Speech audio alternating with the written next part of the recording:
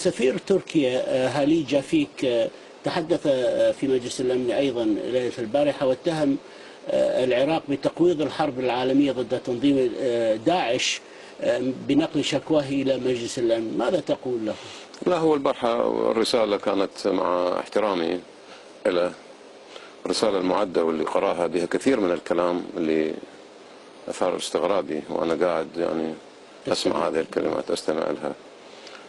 العراق اللي خرمها العراق الذي حمل لواء الدفاع عن العالم ودق جرس الحرب قال ترى هذه حرب عالمية ثالثة. العراق الآن الخط الأول.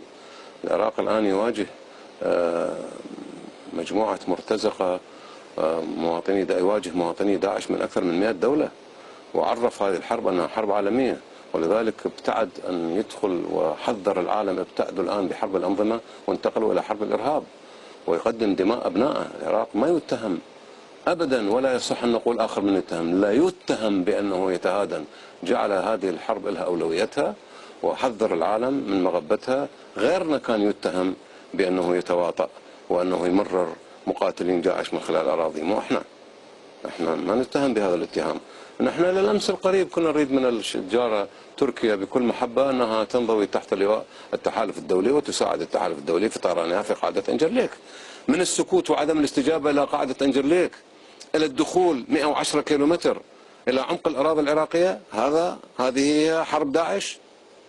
هذه مو حرب داعش، هذا إشغال العراق في جبهتين. العراق الآن في جبهة مواصلة أصالة عن نفسه ونيابة عن كل دول العالم، يحارب عن كل دول العالم. أنا لا أتهم دول العالم اللي عندها مواطنين في العراق أنه هي بعثتهم، لا، لكن كل دول العالم بها مواطنين حضرت إلى العراق وتقاتل تحت لواء داعش. نحن في مواجهة حرب عالمية ونحن نيابة عن دول العالم جاي نقاتل. احنا ما نتهم هذا الاتهام.